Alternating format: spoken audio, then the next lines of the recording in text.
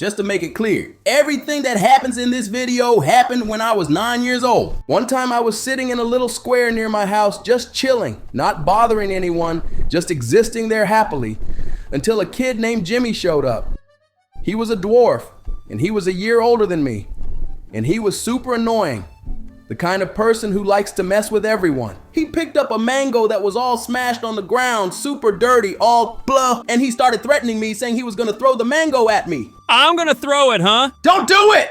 I'm gonna throw it. Don't you motherfucker. I said don't! I'm gonna throw. Don't do it! If you throw it, I'm gonna kick your butt.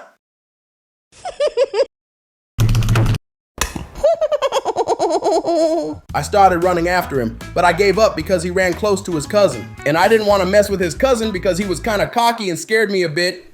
The worst part is that I had just taken a shower and was all ready to go out with my mom. I was sad because I had to explain that a dwarf threw a mango at my face. I really wanted to hit him. I wanted to break him in half. I wanted to kick him and send him to the moon, but I couldn't fight because my parents always told me not to get into trouble.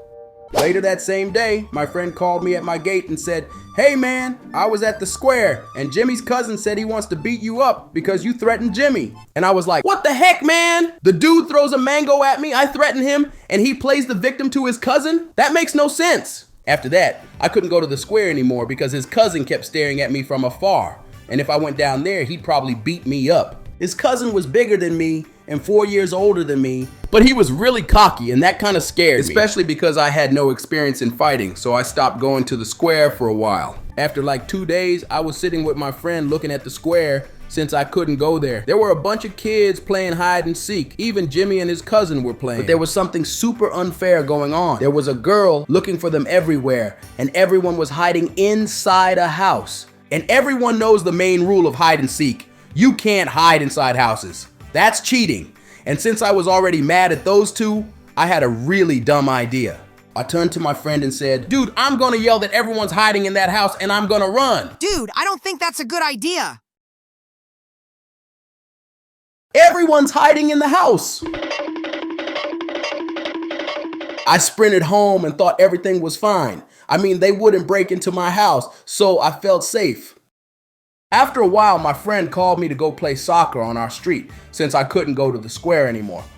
I was basically everyone's enemy now because I snitched during the game.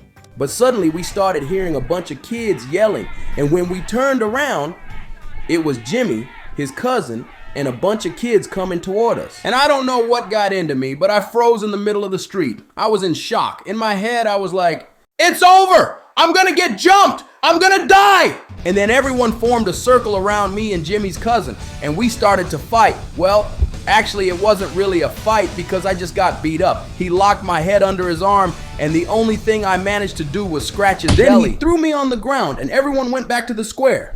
I don't even need to say it. I lost that fight. I literally just got my butt kicked. My friend's housemaid picked me up off the ground asking if I was okay. And then something happened that I least expected. My dad arrived from work at that exact moment, and I knew I was screwed because now I was gonna get in trouble for fighting in the street. And my dad just made one question. Did you lose? No, he didn't lose.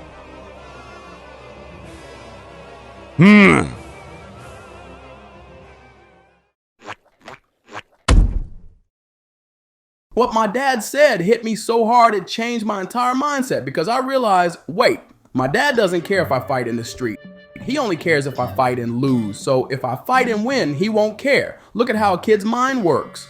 And that made me stop being afraid to fight because from now on, I was gonna give it my all to win. So the next day at night, I called my friends to go to the square and we stayed behind the court in this little area people use for parties.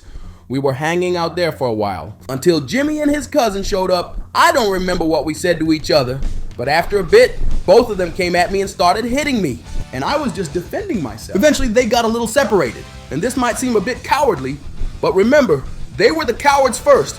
It was 2 against 1. So I took the chance. Jimmy was by himself, and I kicked him. It was the most satisfying kick I ever gave in my life.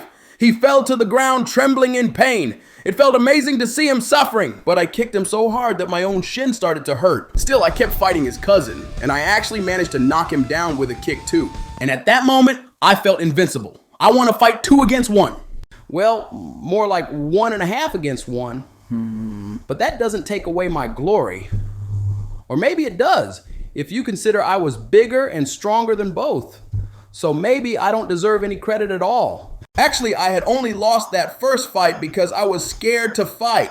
The next day, I had a good reputation because the kids who saw the fight told everyone that I beat both of them at once, and I finally got my revenge for the mango.